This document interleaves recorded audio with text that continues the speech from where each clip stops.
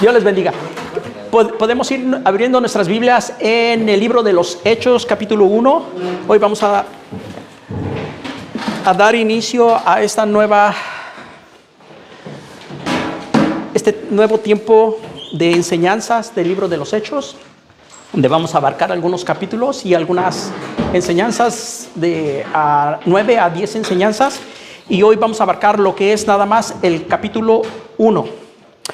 Y en el capítulo 1, versículo 1, comienza de esta manera, pero sin antes ponernos en las manos de Dios. Amén. Ok, Hechos capítulo 1, versículo 1 dice, la palabra de Dios se lee en el nombre del Padre, del Hijo y del Espíritu Santo. El encabezado en sus Biblias, si todos tienen Reina Valera, dice la promesa del Espíritu Santo.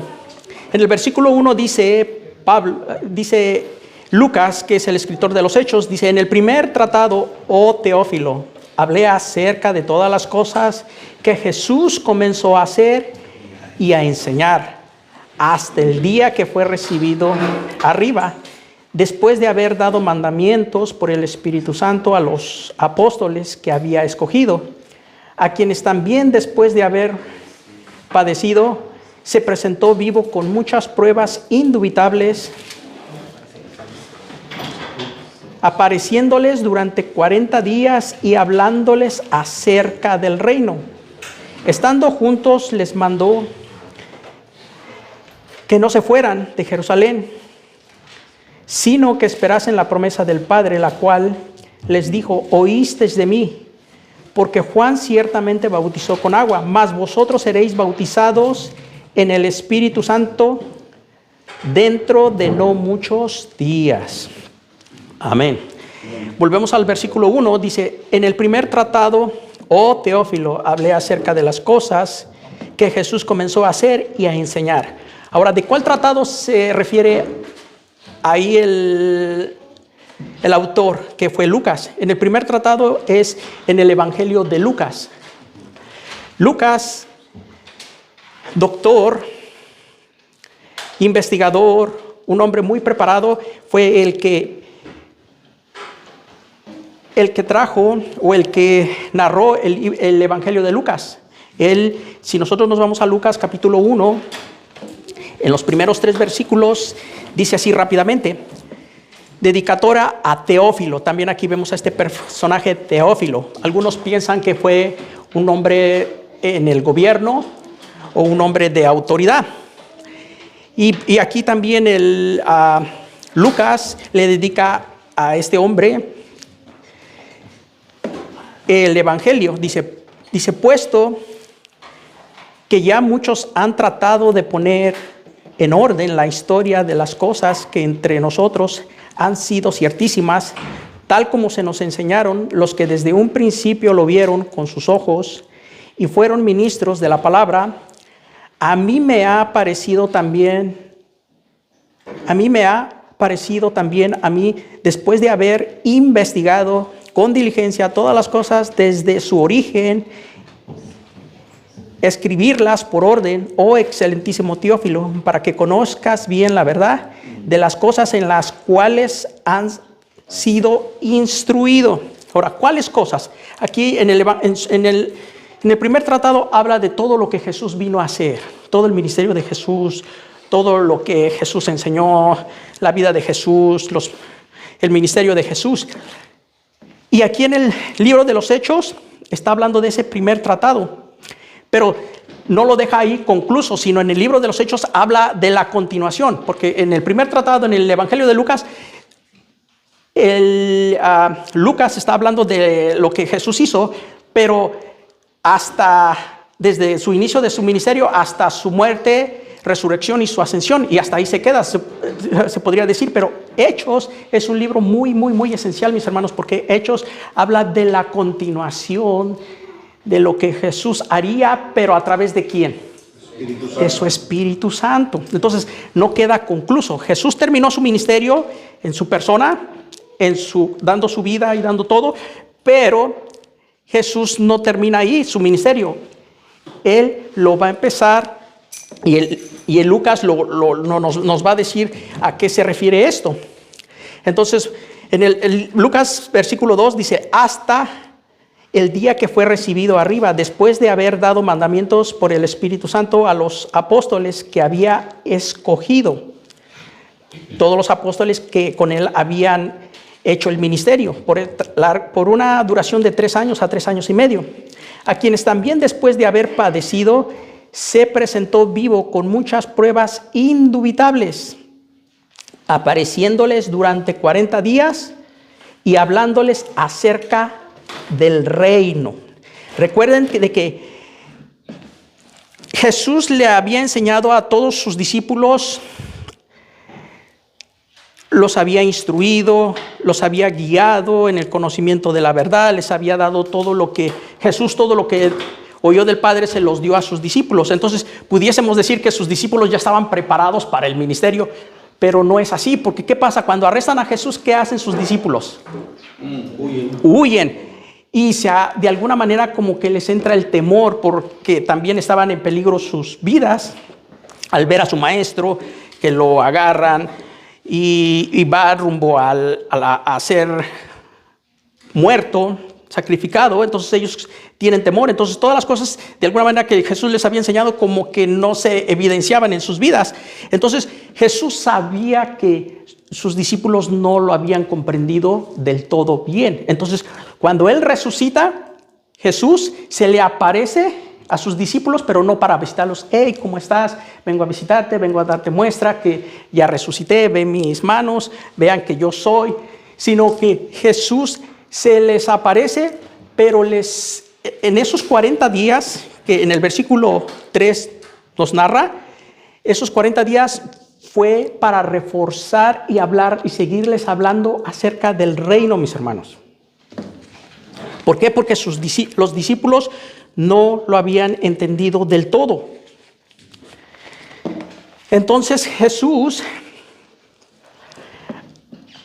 les sigue hablando a sus discípulos para reforzar su enseñanza. ¿Por qué? Porque los discípulos de Jesús necesitaban.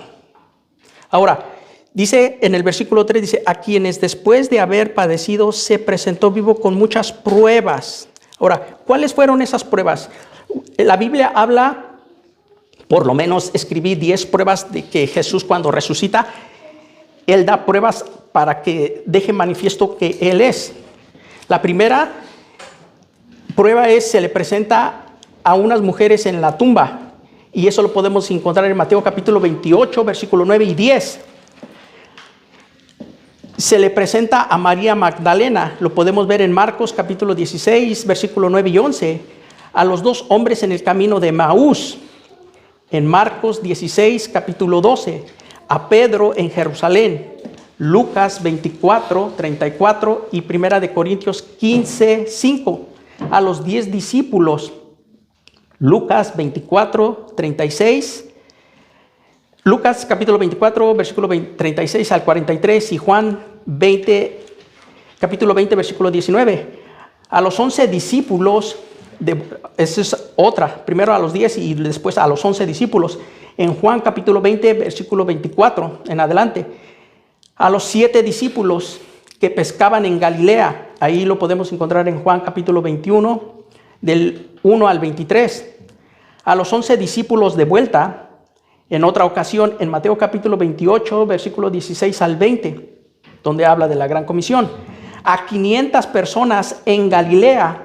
Esto lo podemos ver en 1 Corintios capítulo 15, versículo 6. A Jacob, el hermano del Señor, en 1 Corintios capítulo 15, versículo 7. La última aparición de Jesús ocurrió cuando ascendió al cielo desde el monte de los Olivos, cerca de Jerusalén.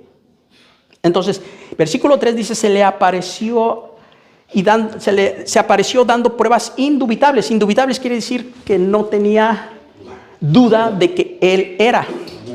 Imagínense, 500 personas o más de 500 personas es un monto de personas que puedan atestiguar de que fue verdad. Ahora dice, hablándoles del reino de Dios. En la Biblia podemos ver palabras, el reino de Dios, el reino de los cielos. El reino. ¿Qué es el reino? ¿Qué es el reino de Dios? Este es un modismo que resume el corazón de la enseñanza de Jesús. Vuelvo a repetir, ¿qué es el reino de Dios? Este es un modismo que se resume en el corazón de la enseñanza de Jesús. El reino es el gobierno de Dios en los corazones y en las vidas de su pueblo, quienes como ciudadanos de este reino reciben la remisión de sus pecados y vida eterna. Ahora, en un reino hay un rey y ese rey tiene leyes. Entonces, el reino de Dios, ¿quién es el rey? Jesús. ¿Y quiénes son sus súbditos o los ciudadanos? Nosotros.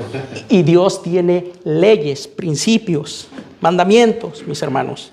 Entonces, no hay duda. Pero fíjense, Jesús, en ese tiempo que se les presenta, les da pruebas indubitables, ellos entraron como en un seminario por 40 días. Jesús no vino y nada más ya dijo, ok, ya resucité, ahí voy a ir a visitarlos, voy a descansar, voy a comer con ellos.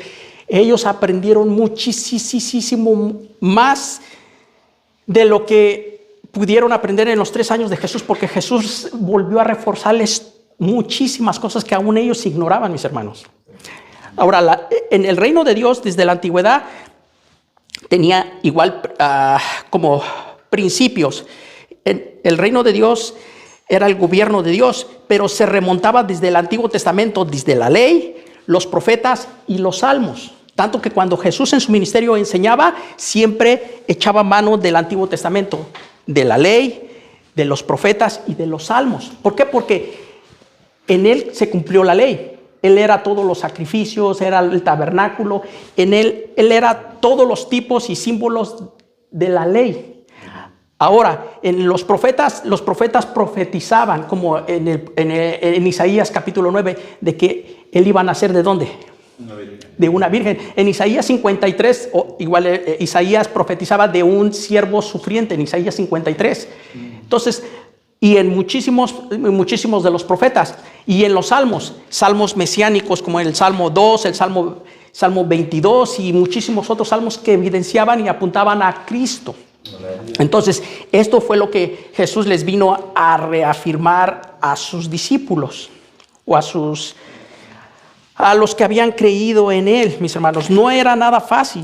Ahora, ¿por qué es tan esencial que ellos entendieran lo que era sombra en el Antiguo Testamento y una realidad en Jesucristo? Porque ellos tenían que seguir la predicación del Evangelio o la expansión de ese reino de allí en adelante. Pero iba a faltar otro factor, iba a faltar la investidura del Espíritu Santo. Entonces Jesús les estaba reafirmando las cosas, pero no se quedó allí.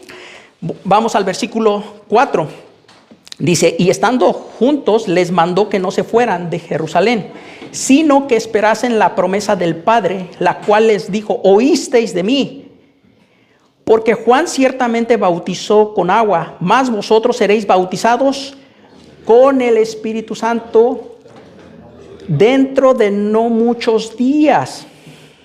Ahora, versículo 4, estando juntos les mandó que no se fueran. ¿Por qué? Porque en el versículo 3 dice que les habló del reino, les dio evidencia, les habló del reino. Entonces, él ya al afirmarles muchísimas cosas que aún no comprendían, entonces ellos se vieron dispuestos o se vieron con la capacidad, decimos, ahora sí, échenme a quien quieran, yo voy y voy a hacer pedazos al que se me presente. Pero no tan solo era conocimiento, sino necesitaban algo esencial, el Espíritu de Dios. A veces uno como nosotros puede ir a un seminario, puede ir a una escuela teológica y uno puede decir, échenme a un testigo de Jehová, échenme a una persona, échenme a todo, o pónganme enfrente a alguien que yo le voy a compartir, tengo el conocimiento, pero no es así. Se necesita el Espíritu Santo, mis hermanos, porque cuánta gente no conoce escritura, no conoce mucha palabra, pero no hay espíritu. Y cuando lo que dice, aunque es verdad, pero no trasciende, mis hermanos. Y es lo que Jesús quería evitar. Dice, estando juntos les mandó que no se fuesen de Jerusalén, sino que esperasen la promesa del Padre, la cual les dijo, oísteis de mí, porque Juan ciertamente bautizó con agua, mas vosotros seréis bautizados con el Espíritu Santo no dentro de muchos días. Ahora, aquí Lucas se remonta al bautismo de Juan. Bautismo de Juan era para arrepentimiento. Ahora, la gente venía, se arrepentía de sus pecados y se identificaba ¿con quién? con Juan. Entonces, ahora el que es bautizado o el que iba a ser bautizado en adelante, ¿con quién se iba a identificar? Con Jesús, mis hermanos. Versículo 6 habla de la ascensión. Dice, entonces los que se habían reunido le preguntaron diciendo, Señor, ¿restaurarás el reino de Israel en este tiempo? Los judíos, si algo tenían, era un reino no espiritual, sino literal. Ellos esperaban o siguen esperando a su Mesías. Ellos, el pueblo de Dios, si algo, sí pueden estar un poquito como en desacuerdo con lo que el Antiguo Testamento apuntaba de un Mesías. Ellos esperan a un Mesías que gobierne literalmente. Cuando vino su Mesías, y ese Mesías les habló de un reino, pero no un reino literal, sino un reino espiritual. Y Jesús les está hablando del reino. Fíjense, aunque Jesús les está reafirmando muchas cosas del Antiguo Testamento, de la ley, de los profetas y de los salmos, y les está hablando en qué consiste ese reino, y aún les dice, todavía no salgan, no se vayan, sino espérense en Jerusalén, dice, hasta que venga la promesa, para que el Espíritu Santo, el cual los va a investir y los va a capacitar con poder para hacerme mis testigos. Fíjate, aquí dice, entonces los que se habían reunido le preguntaron, los discípulos, diciendo, Señor, ¿restaurarás el reino de Israel en este tiempo? Ahora, mi pregunta es, ¿estaban entendiendo los discípulos, sí o no? No, mis hermanos. A veces nosotros igual podemos estar como el pueblo de Dios. No comprendemos realmente el concepto de lo que es el reino de Dios, el gobierno de Dios en nuestros corazones, que es algo espiritual. Y a veces nosotros queremos literalizarlo. Entonces en el versículo 7, fíjense lo que le responde Jesús. Y él les dijo, no os toca a vosotros saber los tiempos o las sazones que el Padre puso en su sola potestad. El versículo 6 y el versículo 7, fíjense, en el versículo 6 ellos quieren saber que si hay un tiempo de la restauración del reino de Israel. Pero en el versículo 7 vemos a Jesús que les dice, a ustedes no les importa esas cuestiones. Ahora, es algo típico igual aún en nosotros. Personas quieren saber cuándo se va a terminar las cosas, cuándo va a acabar el fin del mundo, y existen hombres que se dedican a estudiar las escrituras y dicen, ponen fechas, que para tal fecha se va a terminar, que para tal fecha va a venir el Señor, que para tal fecha esto, para tal fecha esto. Y han pasado varias veces que ellos han programado o de alguna manera apuntado una fecha, ¿y qué ha pasado? Nada. Por eso el Señor sabe la problemática de nosotros y dice, a ustedes no les incumbe saber esas cuestiones. Ahora, fíjense qué es lo que les incumbe o qué es lo que realmente importa. Versículo 8 dice, pero recibiréis poder. En el 7 vuelvo a repetir, dice, no os toca saber los tiempos o las sazones que el Padre puso en su sola potestad. Y en el versículo 8 dice, pero recibiréis, en cambio, ustedes recibirán poder cuando haya venido sobre vosotros el Espíritu Santo, y me seréis testigos en Jerusalén, en toda Judea, en Samaria y hasta lo último de la tierra. Ahora, ellos estaban hablando de un reino, de ellos mismos. No estaban fijándose en los demás. A ellos les importaba su patria, su pueblo. Pero el Señor les dice, ustedes en primera no les toca saber los tiempos ni investigar nada. Sin embargo, ustedes deben de enfocarse en que ustedes van a recibir un poder, van a ser investidos, van a ser capacitados para que sean ustedes testigos, y no solamente aquí en Jerusalén. Dice, no solamente aquí en Jerusalén, versículo 8, sino en toda Judea, Samaria y hasta lo último de la tierra. Y sabían que el pueblo judío, ellos se consideraban que tenían el monopolio de la salvación, se consideraban que tenían el poder, las promesas solamente para ellos. Pero si nos vamos a la antigüedad, ¿qué dice la palabra de Dios? En Génesis capítulo 19 o 12, cuando Dios le da una promesa a Abraham, que saliera de su tierra y de su parentela y lo iba a llevar a una tierra. Y también alude a que todas las naciones de la tierra iban a ser bendecidas por medio de ¿quién? En él, mis hermanos. En él, y es lo que el pueblo de Dios jamás entendió. Dice la palabra que también Dios había puesto a Israel para que fuera luz a las naciones, pero ellos nunca entendieron eso.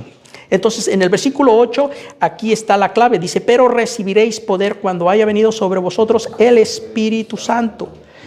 Ahora ellos iban a recibir la investidura, iban a recibir el poder.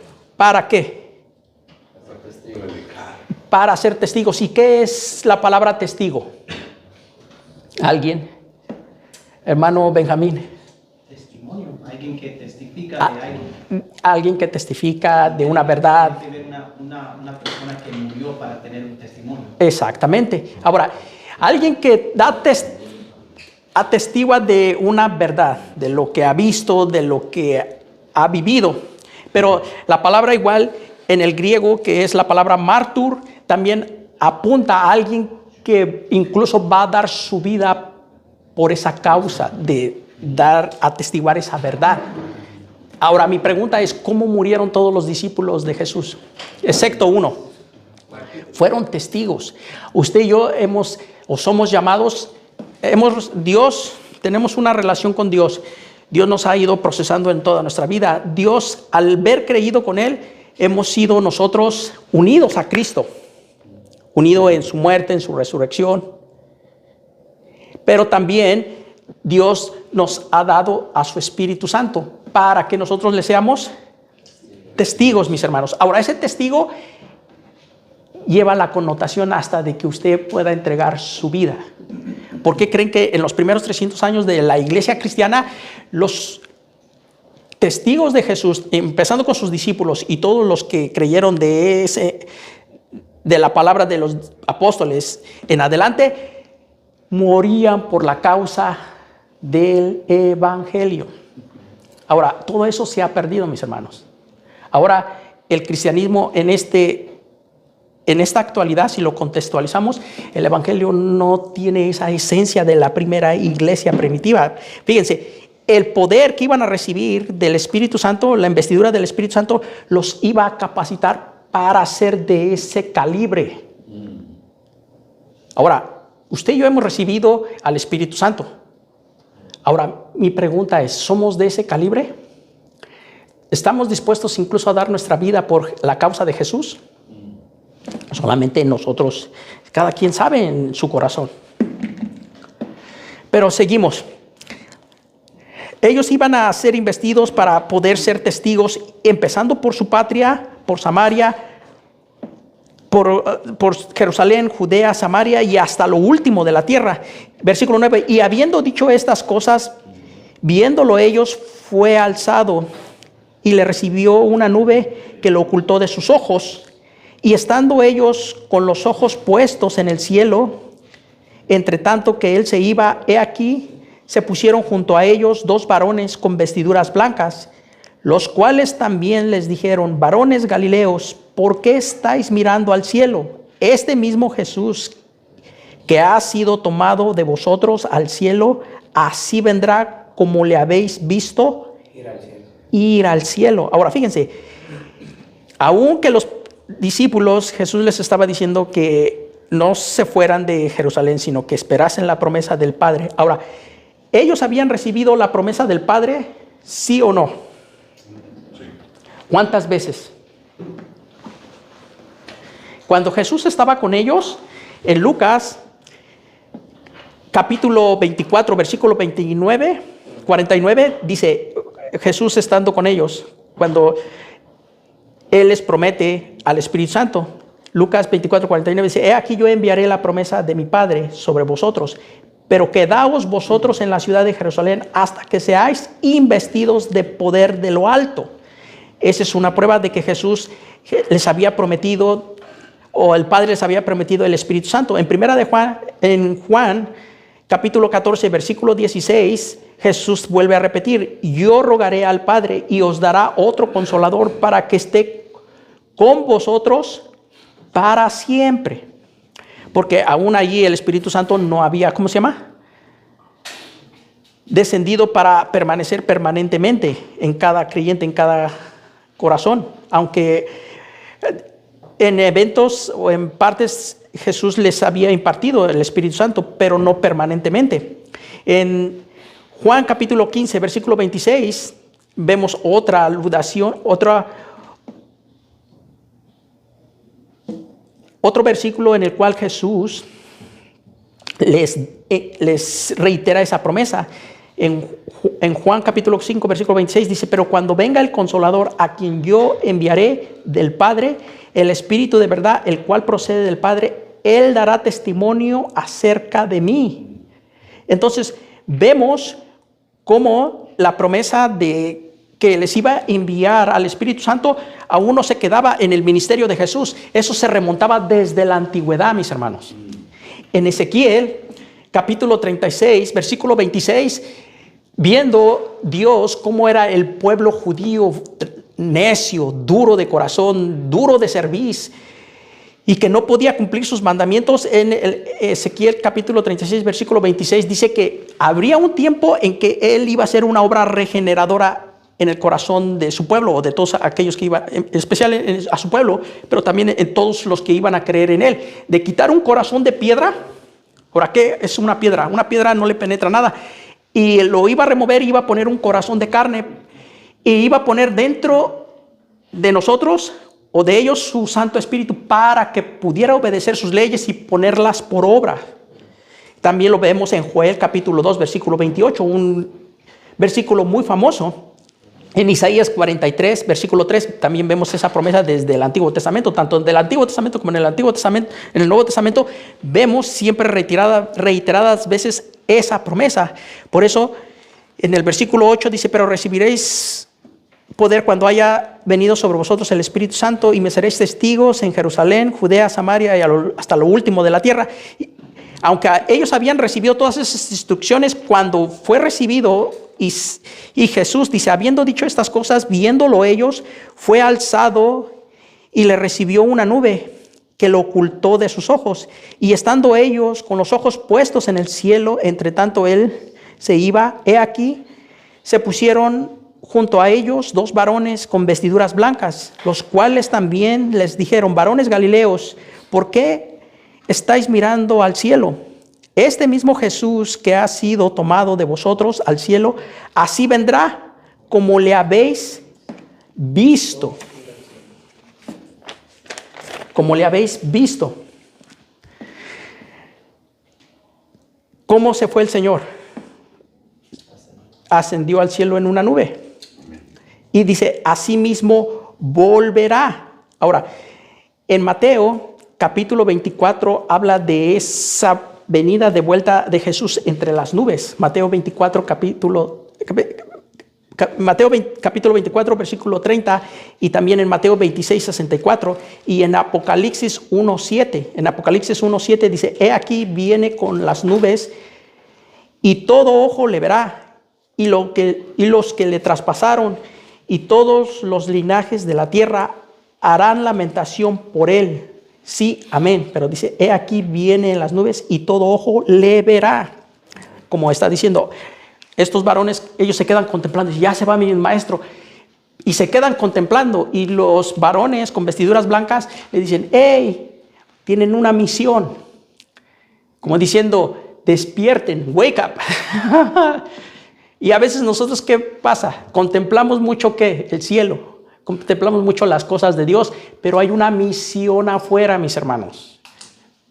Contemplamos las cosas de Dios, contemplamos la presencia de Dios, contemplamos muchas cosas de Dios, pero hay una misión. Elección, versículo 12, elección del sucesor de Judas. Entonces volvieron a Jerusalén desde el monte que se llama del Olivar, el cual está cerca de Jerusalén, camino de un día de reposo, y entrados subieron al aposento alto, donde moraba Pedro, Jacob, Juan, Andrés, Felipe, Tomás, Bartolomé, Mateo, Jacobo, hijo de Alfeo, Simón el celote, Judas, hermano de Jacobo. Todos estos perseveraban unánimes en oración. Fíjense, primero habla de los primeros, de todos los discípulos, los 11 discípulos. En el versículo 4 dice, todos estos perseveraban unánimes en oración, ruego con las mujeres y con María, la madre de Jesús, y con sus hermanos. Aquí hermanos no son hermanos de la iglesia, sino aquí hermanos quiere decir los hijos de María. ¿Sabían? Porque aquí hay un debate que a veces dicen, no, aquí está hablando que María estaba con sus hermanos, como hermanos como usted y yo, hermanos espirituales, pero no. Aquí está haciendo distinción. Dice, todos estos perseveraban, versículo 14 del capítulo 1 de Hechos, dice, todos estos perseveraban unánimes en oración, ruego con las mujeres y con María, la madre de Jesús, y con sus hermanos. Y si le quiere que le quede un poquito más de evidencia, puede ir a Mateo capítulo 13, donde habla igual de sus hermanos de Jesús y sus hermanas, en Marcos capítulo 6 y versículo 3. Ahora, aquí ya vemos todos unánimes, pero ¿sabían que en el ministerio terrenal de Jesús sus hermanos y su familia no creían en él? ¿Ya? Eso lo dice Juan capítulo 7, versículo 5, el Evangelio de Juan capítulo 7, versículo 5, pero aquí vemos todo lo contrario, aquí ya están unánimes. Ahora, ¿están unánimes esperando qué? ¿La promesa de qué? Exactamente. Ahora, todos esos que están unánimes, Jesús se les apareció por 40 días dándoles pruebas indubitables y enseñándoles acerca del reino. Todos estos que están aquí ya pasaron un proceso de que Dios los visitó o les dio evidencia de su resurrección, de que Él era, pero también a muchos de ellos se les había instruido y se les había hablado más acerca del reino. Y aquí vemos que ellos ya están poniéndose en las manos de Dios para ser efectivos en lo que les queda o lo que les viene de ahí en adelante. Hay están juntos, están en oración, están unánimes. Dice en aquellos días, Pedro, versículo 15, en aquellos días Pedro se levantó en medio de los hermanos y los reunidos eran como 120 en número y dijo, varones hermanos, era necesario que se cumpliese la escritura en que el Espíritu Santo habló antes por boca de David acerca de Judas, que fue guía de los que prendieron a Jesús. O sea, fíjense, aquí, ¿quién se levantó? Y Pedro, ¿cómo está hablando? ¿A dónde se está remontando Pedro? Se está remontando al Antiguo Testamento. Y está sacando en evidencia, dice... Versículo 16 dice, varones hermanos, era necesario que se cumpliese la escritura en que el Espíritu Santo habló antes por boca de David acerca de Judas, que fue guía de los que prendieron a Jesús. Y era contado con nosotros y tenía parte en este ministerio. Este pues con el salario de su iniquidad adquirió un campo y cayendo de cabeza se reventó por la mitad y todas sus entrañas se derramaron. Ahora, del versículo 16 al versículo 18, Pedro se remonta a los salmos, en el Salmo capítulo 64, versículo 25, y Salmo 109, versículo 8, toma lo que está escrito. Ahora, ¿qué les había enseñado Jesús en esos 40 días? Acerca del reino, mis hermanos. Entonces, aquí vemos a un Pedro no hablando solamente por hablar, sino este Pedro ya estaba hablando con conocimiento. Cuando da su primer mensaje, ¿qué toma como base en su primer mensaje? El Antiguo Testamento. Ahora, ellos cuando prendieron a Jesús, ¿por qué dudaban de su resurrección? ¿En ese tiempo comprendían? No. Entonces, fíjense cómo Jesús Él tuvo a bien esos 40 días reforzarles muchas cosas que no entendían. En su ministerio Jesús muchas veces decía, esto no lo entienden, pero lo entenderán después. Entonces quiere decir de que hay un proceso de aprendizaje, mis hermanos. Dice que nosotros somos como la aurora, creciendo y nuestro conocimiento va en aumento, en aumento. Entonces, versículo 19. Y fue notorio a todos los habitantes de Jerusalén, de tal manera que aquel campo se llama en su propia lengua Aceldama, que quiere decir campo de sangre. Ahora, aquí muchas personas que contradicen, dice, ¿cómo que Judas compró ese campo? Si regresó las monedas y luego fue y se ahorcó. ¿Y cómo se reventó la cabeza y sus entrañas se esparcieron?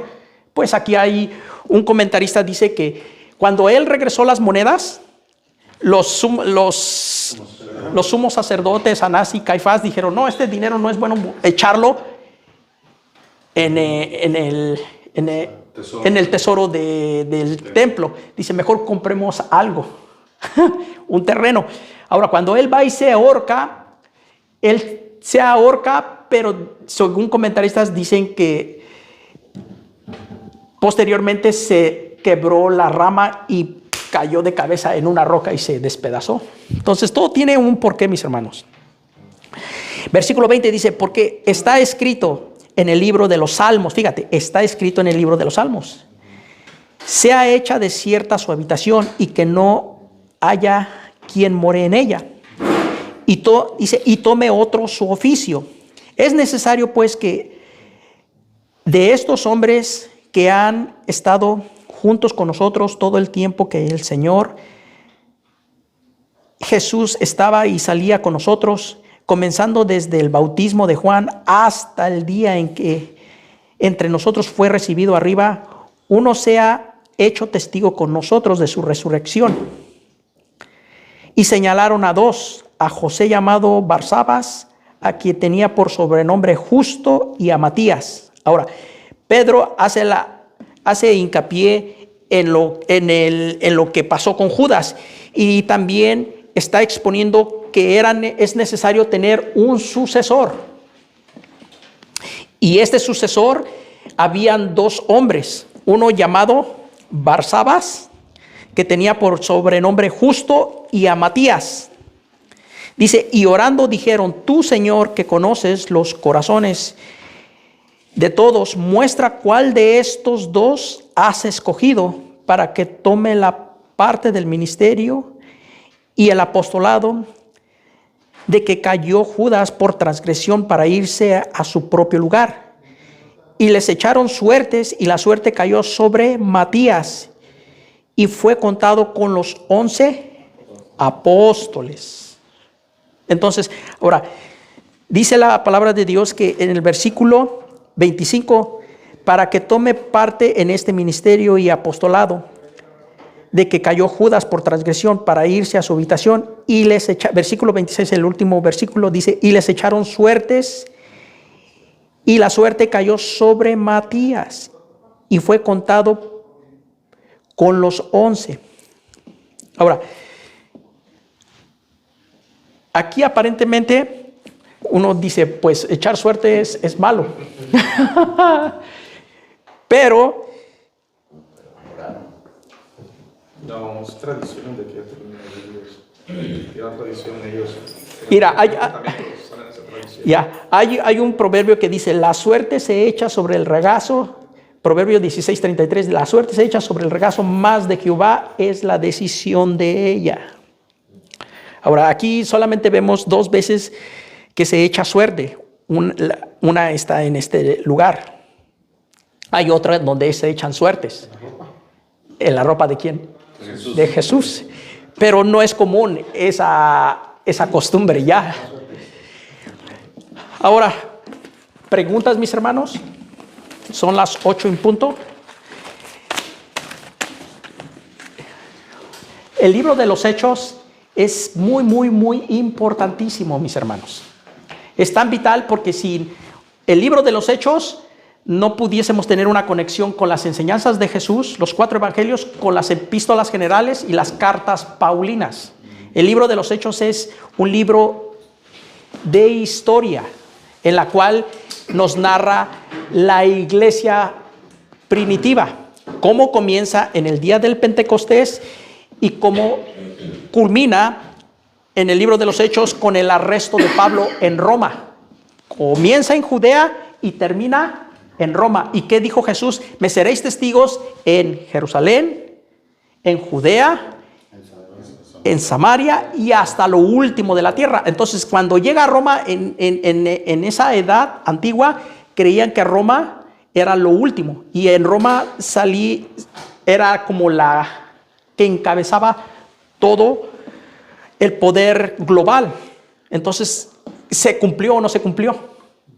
¿El evangelio llegó a Roma, sí o no? ¿Por medio de quién? Pablo.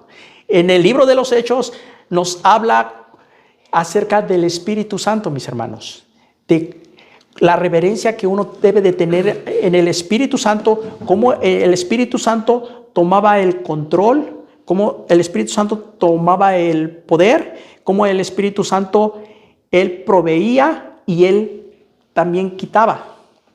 ¿Se recuerdan de una pareja que hace algo indebido? ¿Qué pasó? ¿Qué hizo el Espíritu Santo? ¿Quién lo hizo? El Espíritu Santo. El libro de los Hechos, mis hermanos, nos muestra al Espíritu Santo como el que regenera. Recuerden que nosotros somos seres degenerados, si se pudiese decir. Y si usted me mira mal, no me mire mal. El ser humano, si no conoce a Dios, si no ha venido a una relación con Dios y no se ha arrepentido de sus pecados y no ha habido una justificación dada por gracia de parte de Jesús, el hombre es enemigo de Dios. Dice en Efesios capítulo 2, versículo 1, dice, y Él os dio vida cuando estábamos muertos en vuestros delitos y pecados, en los cuales vivimos en otro tiempo, en la corriente de este mundo, conforme al príncipe de la potestad del aire, el espíritu que ahora opera en los hijos de desobediencia. Fíjense, como hay un Espíritu Santo, hay un espíritu que opera en los hijos de ¿quién? De desobediencia, en los cuales, dice, nosotros vivimos en otro tiempo y éramos por naturaleza hijos de ira. Ahora, mi pregunta es, ¿usted es un hijo de ira? Y si dice no, ahora diga, ¿por qué no? ¿Por qué no es un hijo de ira? ¿Alguien me puede decir? Porque Dios nos dio vida, nos ha justificado, reconciliado. Aquí en el libro de los Hechos habla de un ministerio,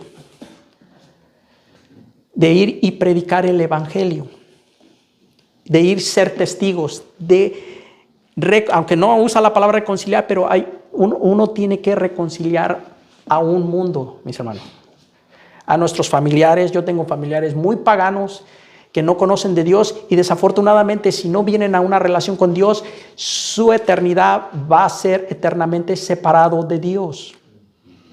Lo único que puede justificar al hombre es la gracia que Dios nos da a través de su Hijo.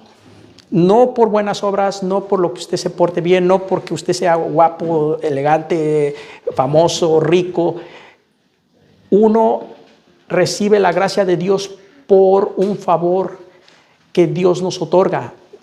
La salvación es un regalo, nadie se la puede ganar. Nadie, mis hermanos, eso que nos quede bien en claro. Entonces, la misión, así como lo tuvo la primera iglesia, nosotros lo tenemos el día de hoy. El libro de los Hechos es un libro en el cual podemos aprender y tomarlo como modelo. Modelo, mis hermanos. No es un libro que proyecte doctrina, aunque habla de la salvación, habla del mover del Espíritu de Dios. Es un libro en el cual vemos a Dios siguiendo trabajando, pero ahora a través de su Espíritu Santo. En el libro de Lucas, que lo escribió Lucas, habla de Jesús, todo lo que Él hizo en su ministerio terrenal, Él en persona.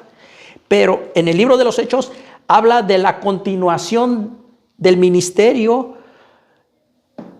o más bien del obrar de Jesús, pero a través de su Espíritu Santo, mis hermanos. Señor, gracias. Padre mío, gracias, Señor, por ayudarnos, Señor. Darnos, Señor, de tu Espíritu Santo, Señor, para poder entender tu palabra, Señor. Gracias por la vida de cada uno de mis hermanos, Señor, que se dieron tiempo, Señor, de venir aquí, Señor.